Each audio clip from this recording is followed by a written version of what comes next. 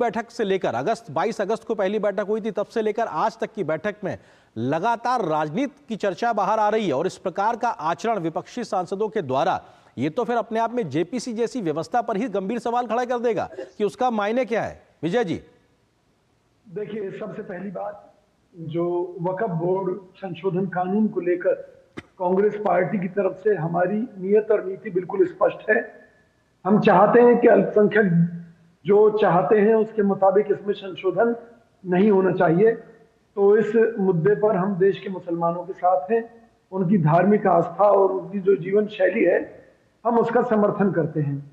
अब जहां तक इस कानून की बात है, तो ये एक सिर्फ राजनीतिक मुद्दा भाजपा ने बना रखा है, जिससे वो इस देश में विजय जी, आपने बहुत सही बात कही कि ठीक है उनके साथ है, लेकिन क्या जो गैर संवैधानिक व्यवस्थाएं पनपती आ रही हैं, क्या उसके साथ भी कांग्रेस खड़ी है या उसमें भी कम से कम संवैधानिक तरीके से बदलाव के लिए तैयार है कांग्रेस पार्टी?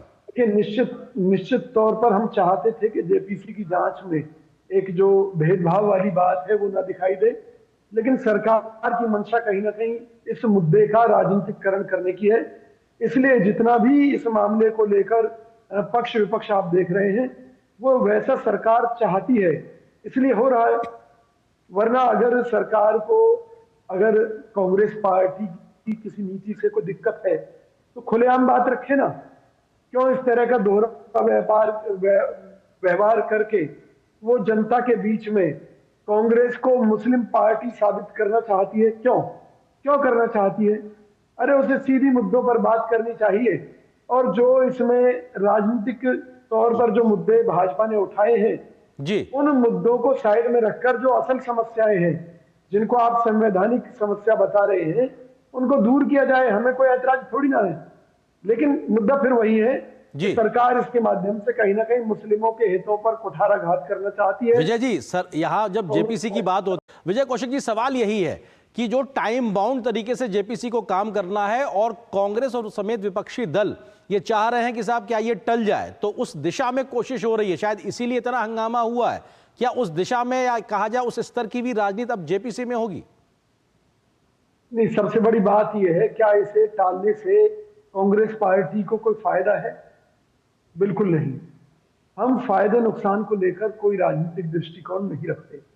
बीजेपी तो हम पर यह भी आरोप लगा सकती है कि दिल्ली चुनाव के मद्देनजर हम इसे टालना चाहते हैं, जेपीसी को, इस बैठक को, ताकि ये मामला अपने अंतिम रूप तक ना पहुंच सके। अरे भाई, इस बैठक तक नहीं होगा, अगली बैठक तक होगा, होना तो है ना।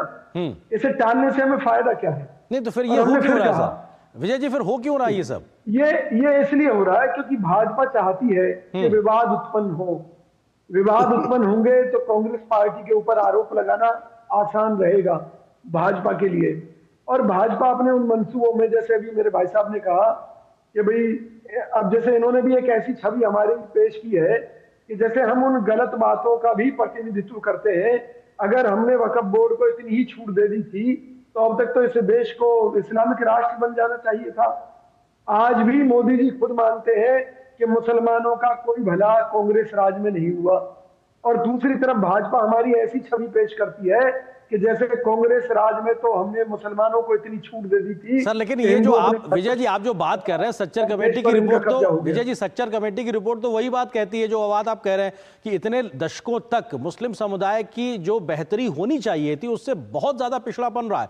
और ये सच्चर कमेटी कांग्रेस के समय की ही है, उसी की फाइंडिंग्स हैं ये तो। देखिए, अब अगर आप सच सुनना चाहते हैं तो कांग्रेस पार्टी की तरफ से स्पष्ट रूप से कह रहा हूं जी, मुसलमानों के लिए तो हमने सच्चर कमेटी बना दी थी। अगर हिंदुओं के लिए भी कोई कमेटी हमने बनाई होती तो उसमें भी यही रिपोर्ट आई होती। तो हमने जातिगत आधार पर किसी के फायदे नुकसान के लिए काम नहीं किया जी। हम जब सत्ता में थे तो हमने देश और देश की जनता के लिए काम किया। धनंजय जी, वो देश और देश की जनता की भलाई के लिए काम कर रहे हैं।